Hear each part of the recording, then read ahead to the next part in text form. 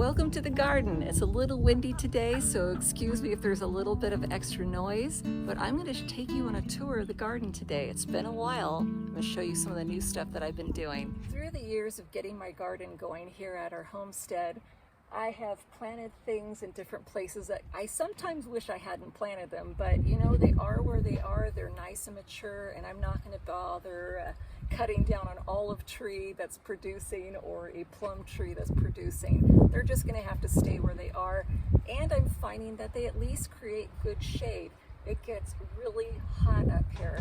Tomorrow it's supposed to be about 102, 103 possibly, and it's only May. We had a friend that took apart a old deck that they had, so they offered the old wood to us.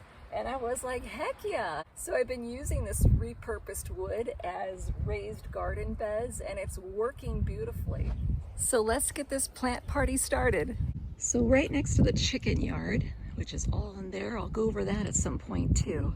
But I've got these blackberries, they're thornless, which I will never ever go back to berries with thorns ever again in my life.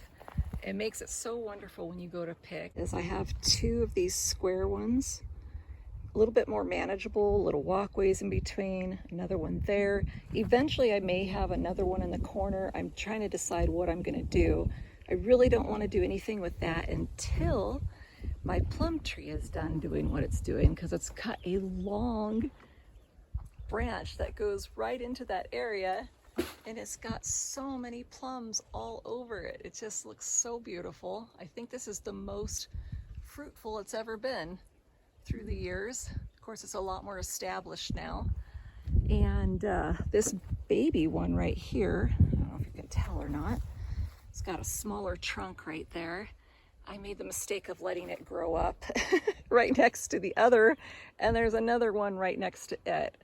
And if I do it carefully, after the growing season is done, for the fruiting, I think I'll cut all the branches back and then very carefully dig these two young trees out and put them where I actually want them. But right next to it, this first bed, we've got some red romaine, got some green romaine over there, and we've got various different kinds of tomato plants through here, including this beauty right here. It's called aromatic grape, and I don't know, can you see it right there? It is so beautiful. It's this beautiful purple color, kind of looks like a grape in a way, and I haven't tasted it yet, but I'm trying to tell when it's ripe, so I think it's getting there, and I can't wait to try it. Over here, we've got some more lettuces that I just recently planted. They're going through a little bit of a hard time. It's a little mixed blend. Got the other ones right there. They're kind of trying to get established. The sun's making them a little angry. I think transplanting them made a little angry, but I think they'll come back and do okay.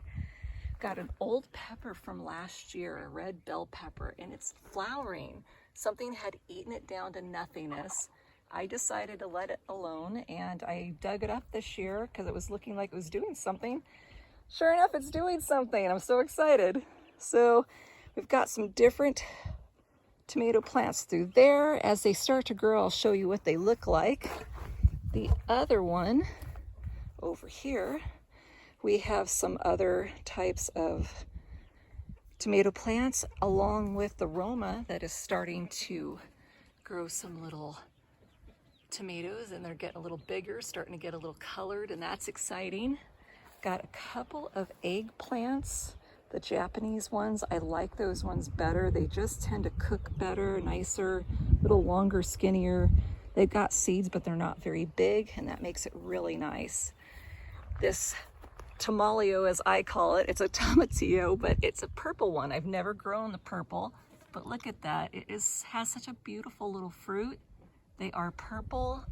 Can't wait to try them. I've got some other ones. They just remind me of little lanterns when they're in that state. And gotta try those soon. Down here in some various spots we have what should be watermelon radish, I believe they're called. I'll have to look it up again, but I've had them in the past and they're absolutely delicious. Got some more growing through here, over there, and off to the sides over here on each side. a nice watermelon in the middle, starting to branch off some little arms, so I'm excited about that. And over here along the edge, I think you can see 4 plants. They are chocolate beauties and purple beauty. And right across from these 2, I have just started a new one right here. I'm putting it around my little bird bath and what is my rosemary plant that's been there for quite some time. And I'm going to fill all that in. I'm going to dig into it first and plant some more things in that. Over here where the plum trees are and my very established olive tree, I have my seating area where I usually do some resting in the shade. It's usually pretty nicely shaded at this time of the year. I think until the sun gets a little further that way, then the olive tree starts creating a much nicer shade there. But you've got to have shade. Oh my Lord, help us. Now over here, we come around, got tons of these Mexican primroses. They grow so beautiful, but they do love to take over. So word to the wise, if you ever want to grow these beautiful, beautiful pink flowers, they actually can get quite tall. Look at them, they're growing up through the blackberry bushes. One's right there, I don't know if you can see it, it's about, oh my gosh, about 5 foot tall right now, coming through that bush. But for the most part, they stay more towards the ground, maybe 3 feet at the highest normally. But they will make a beautiful blanket. They last all through the summer. They start popping up around, I say about March around here, maybe late February. And they just fill in areas, but they do grow through the ground and they will travel. So decide where you want them to fill in an area and don't worry about where they go to. So if you care, you're just gonna have to pull up the little ones that pop up everywhere. Over here, I am putting in a new long little raised bed there.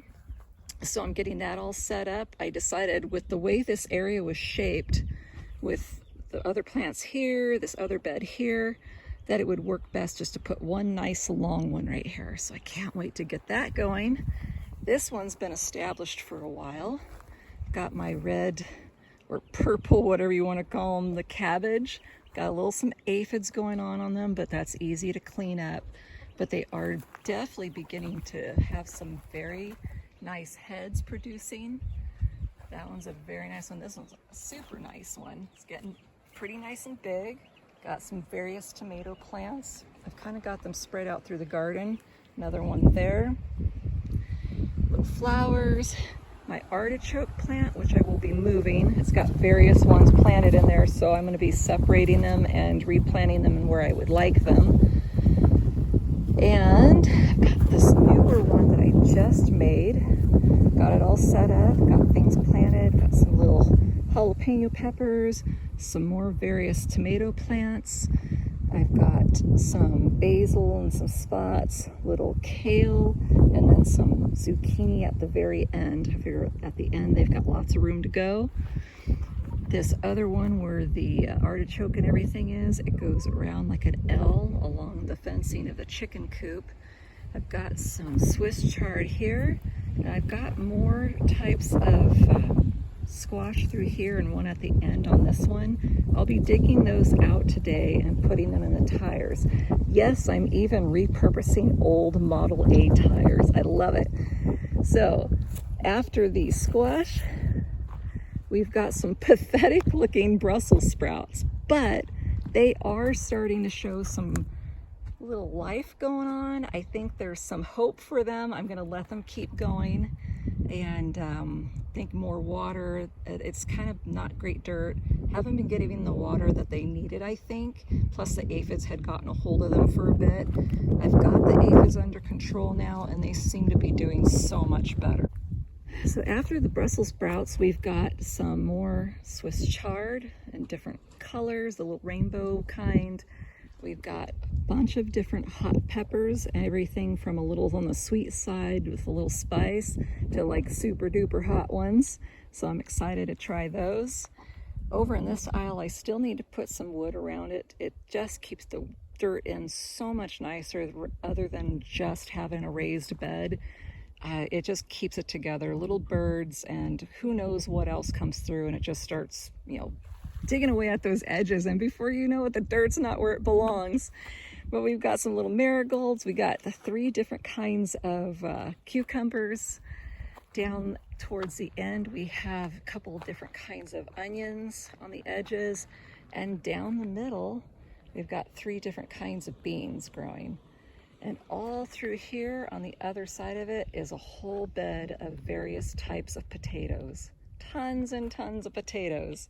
Everything from white, red, purple, russet, all kinds of stuff. So excited about that. They're gonna start peeking through already. I think this is the last time I'm gonna cover them. It probably makes it about, I would say about 2.5 feet deep, maybe 3 feet deep altogether. So we'll see how I do on the potato line this year. And here they are, my recycled tires. Got some different melons in here. I've got some rogue asparagus there that I need to transplant where I want them. And over here another one, a couple of more melons in the tires. That one's doing really good. It's really starting to get a little arm on it. It's getting some height. Got some different zucchini squash there. And one other tire here with some different squashes in it, and I'll be planting some more. Got some cute pumpkins and everything else. There she is, Miss America. Yeah, right. She came to help. Hi, Mom. Hi. Well, the chickens have the right idea. They're enjoying the shade that I have for them.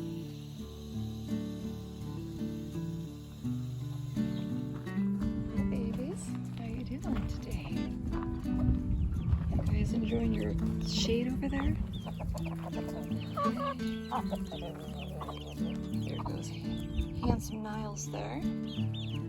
His little harem in the shade here.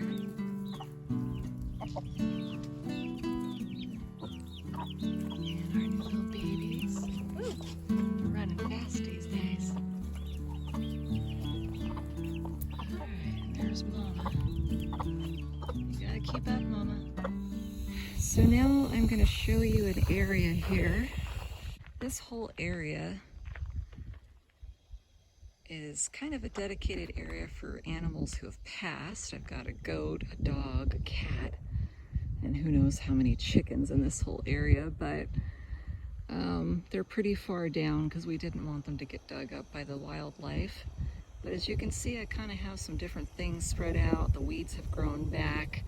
And within this mess is, it used to be tarped completely, but I'd gotten a truckload of dirt there, some soil for planting with.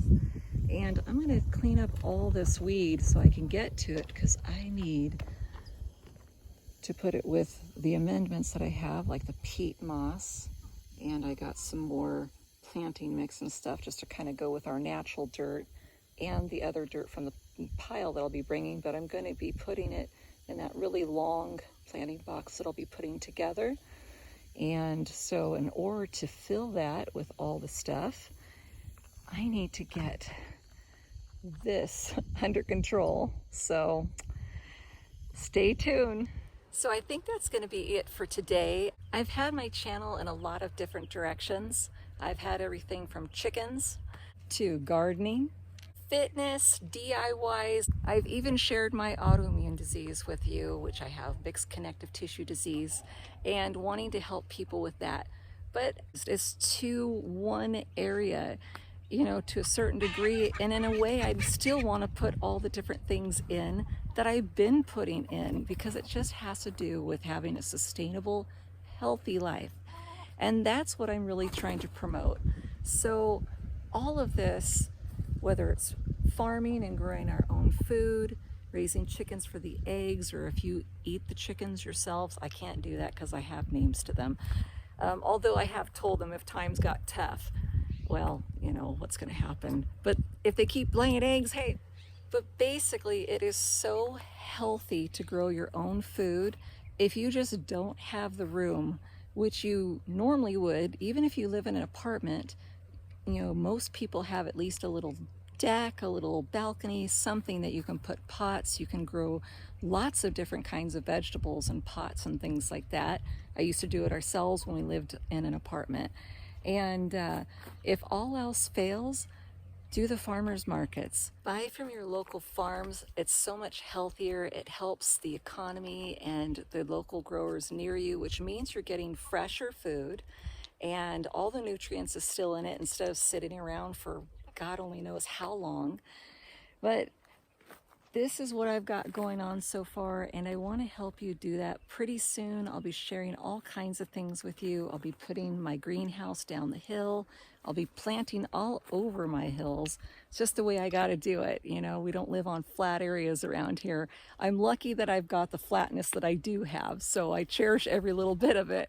I am dedicating this channel to helping others. Whether you have an autoimmune disease, cancer, you seem healthy, whatever the case may be, whatever keeps us healthiest and helps us have a happier life, I want to share that stuff with you. So I hope you'll join me, subscribe, send me comments, and we'll help each other to have an awesome and blessed life. I hope that you guys have a great week, and I will be talking to you soon. Next off, I should be sharing how I set up my raised beds, what I do to the ground to prepare it, and then how I plant my things and decide where they're going to go. So take care, you guys. Love you.